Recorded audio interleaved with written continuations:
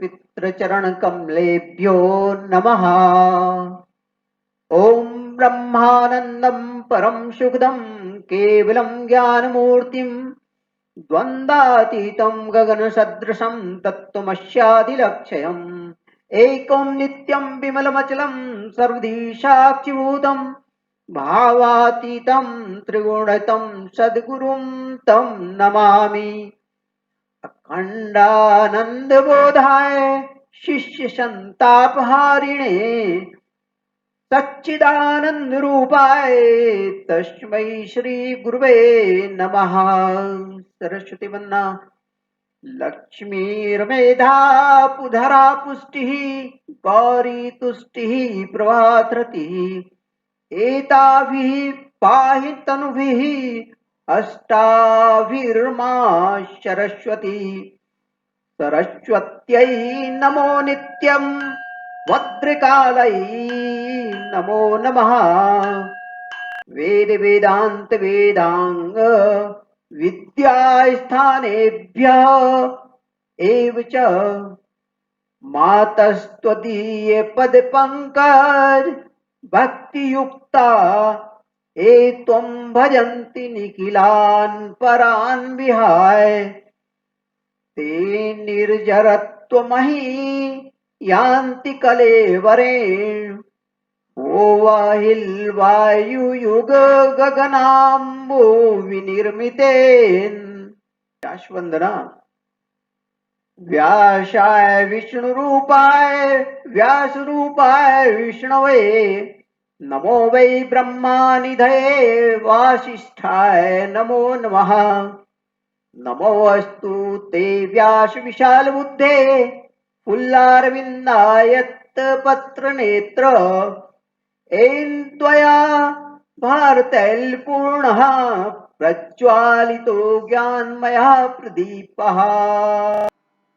अध्याय क्रमांक 1, श्लोक क्रमांक 1, भाग क्रमांक 6 में आपने श्लोक क्रमांक 1 का महात्म शीर्षक के मर्म को जाना तथा वर्तमान समय में टूटते हुए परिवारों में कलह एवं अशांति के कारण को जाना। इतना ही नहीं बल्कि कलह से बचने के उपाय को भी जाना। अब इस श्लोक के भाग क्रमांक 7 में अपनी इच्छानुसार पुत्र अथवा पुत्री शीर्षक के अंतर्गत धृतराष्ट्र पुत्रों के जन्म तथा इसकी वैज्ञानिक रहस्य को जानेंगे। अतः इस वीडियो को अवश्य देखें तथा अपने दोस्तों को एवं सोशल मीडिया पर शेयर करें और सब्सक्राइब करें तथा घंटी के आइकन को दबाएं ताकि वीडियो का नोटिफिकेशन आपको मिलता रहे।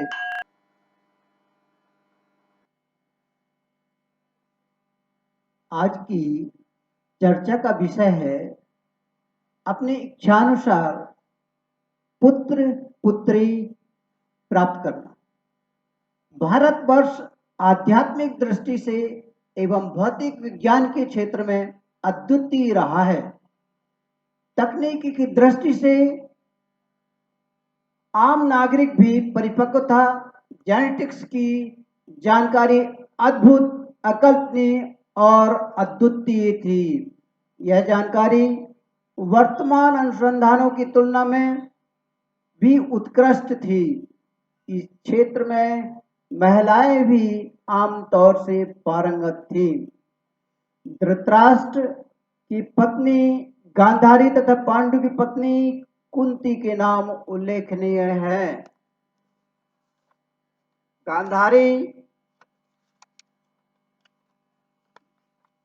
गांधारी से 100 पुत्र तथा 1 पुत्री के जन्म की कथा तथा कुंती के द्वारा पांडवों के जन्म की कथा वर्तमान वैज्ञानिकों के लिए बड़ा चैलेंज है। इन कथाओं की जानकारी हेतु 5वें वेद कहे जाने वाले महाभारत में ले चलता हूं।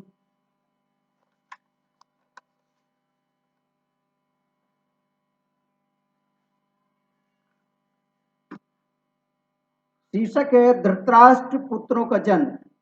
वैशंपायन ने कहा, एक बार महर्षि व्यास अपने हस्तिनापुर में गांधारी के पास आए।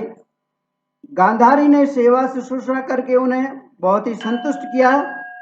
तब उन्होंने उससे वर मांगने के लिए कहा। गांधारी ने अपने पति के समान ही बलवान सपुत्र होने का वर मांगा।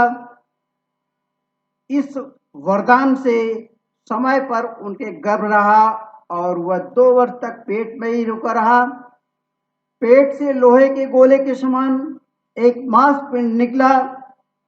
व्यास जी के निर्देशानुसार गांधारी ने उस पिंड को सुरक्षित किया एवं ठंडा जल छिड़का, जिससे उसके 100 टुकड़े हो गए।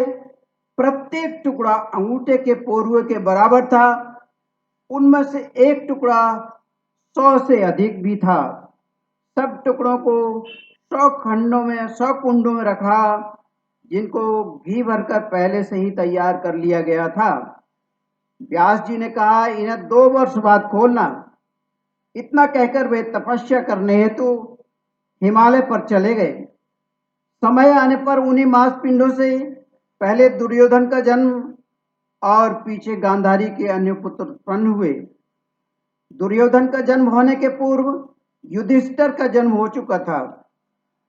दुर्योधन के जन्मते ही गधे की भांति रेंगने लगा। उसका यह शब्द सुनकर गधे, गीदड़, गिद्ध और कौवे भी चिल्लाने लगे। आंधी चलने लगी। कई स्थानों में आग लग गई। इन उपद्रवों से भयभीत होकर धृतराष्ट्र ने ब्राह्मण, भीष्म, विदुर आदि सगे संबंधियों तथा कुरुकुल के श्रेष्ठ पुरुषों को बुलवाया और कहा, हमारे वंश में पांडुनंदन युधिष्ठिर ज्येष्ठ राजकुमार हैं। उन्हें तो उनके गुणों के कारण ही राज्य मिलेगा। इस संबंध में मुझे कुछ नहीं कहना। युधिष्ठिर के बाद मेरे इस पुत्र को राज्य मिलेगा कि नहीं, यह बात आप लोग बताइए। उनकी यह बात पूरी भी नहीं हो पाई थी कि मांस भोजी जंतु गीदड़ आदि चिल्लाने लगे। इन अमंगल सूचक अपशगुनों को देखकर ब्राह्मणों के साथ विदुर जी ने कहा, राजन, आपके इस ज्येष्ठ पुत्र के जन्म के समय जैसे अशुभ लक्षण प्रकट हो रहे हैं, उनसे तो मालूम होता है कि आपका यह पुत्र कुल का नाश करने वाला होगा। इसलिए इसे त्याग देने में ही शांति है। उन 100 कुंडों में से 100 पुत्र एवं 1 कन्या उत्पन्न हुई। जिन दिनों गांधारी गर्भवती थी और धृतराष्ट्र की सेवा करने में असमर्थ थी, उन दिनों एक वेश्या कन्या उनकी सेवा में रहती थी और उसके गर्भ से उसी साल धृतराष्ट्र के युयुत्स नाम का पुत्र हुआ था। वह बड़ा यशस्वी और विचारशील था। धृतराष्ट्र पुत्रों की उत्पत्ति का वैज्ञानिक रहस्य जानने के लिए विचार करते हैं। उक्त विवरण से स्पष्ट है कि गांधारी के पुत्रों का जन्म सामान्य जनन प्रक्रिया से होना प्रतीत नहीं होता है। गांधारी के गर्भ से लोहे के समान मांस पिंड का 2 वर्षों तक गर्भ में रहना भी सामान्य नहीं है। गांधारी ने महर्षि व्यास जी से 100 पुत्रों का वरदान प्राप्त किया था। व्यास जी के मार्गदर्शन में ही उक्त मांस पिंडों से 100 पुत्रों एवं 1 कन्या का जन्म उक्त मांस पिंड के टुकड़ों को विशिष्ट पात्र में रखने पर निर्धारित अवधि में हुआ। उक्त पूरी प्रक्रिया तत्कालीन वैज्ञानिक तथ्यों की ओर इशारा करती है। तत्कालीन समय में भारतीय वैज्ञानिकों को ऋषि के नाम से संबोधित किया जाता था। ऋषि अलग अलग विषयों के विशेषज्ञ हुआ करते थे। उदाहरण के लिए वशिष्ठ और विश्वामित्र भी ऋषि थे। लेकिन जब राजा दशरथ को पुत्र उत्पन्न करने की आवश्यकता पड़ी, तब पुत्रेष्टि यज्ञ के लिए इस विद्या के विशेषज्ञ श्रृंगी ऋषि को बुलाया गया था। इसी प्रकार धृतराष्ट्र के पुत्रों के जन्म हेतु महर्षि व्यास जी ने अपनी तपस्या से अर्जित ज्ञान का प्रयोग किया। वर्तमान समय में भी गर्भ के बाहर अंडे का भी निषेचन करवाकर संतान को जन्म कराया जाता है। इस पद्धति को टेस्ट ट्यूब बेबी नाम से जानते हैं। लेकिन द्वापर युग की संतान उत्पन्न करने की प्रक्रिया ज्यादा उत्कृष्ट समझ में आती है। उक्त पद्धति में अंडे को 100 खंडों में विभाजित करवाकर 100 शुक्राणुओं से 100 पुत्र एवं एक कन्या का एक साथ जन्म कराए जाने का सफल प्रयोग अद्वितीय एवं अकल्पनीय परंतु ऐतिहासिक सत्य है। इसलिए उक्त वैज्ञानिक तकनीकी वर्तमान तकनीकी से उत्कृष्ट समझ में आती है।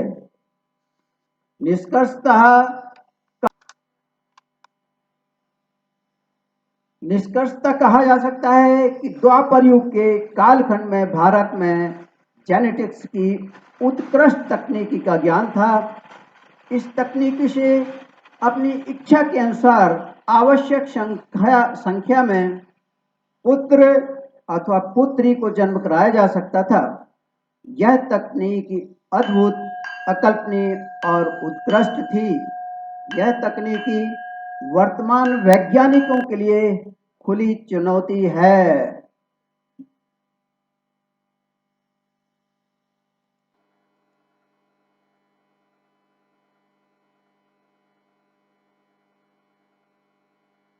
अभी आपने अध्याय क्रमांक 1 श्लोक क्रमांक 1 के भाग 7 में अपनी इच्छानुसार पुत्र अथवा पुत्र शीर्षक के अंतर्गत धृतराष्ट्र पुत्रों के जन्म तथा इसके वैज्ञानिक रहस्य को जाना। अब आप आने वाले वीडियो में प्रथम अध्याय के श्लोक क्रमांक 1 के अंतर्गत अपनी इच्छानुसार गुणवान संतान शीर्षक के अंतर्गत पांडवों की उत्पत्ति तथा इसके वैज्ञानिक रहस्य को जानेंगे। अतः इस वीडियो को अवश्य देखें तथा अपने दोस्तों को एवं सोशल मीडिया पर शेयर करें और सब्सक्राइब करें तथा घंटी के आइकन को दबाएं ताकि वीडियो का नोटिफिकेशन आपको मिलता रहे। धन्यवाद।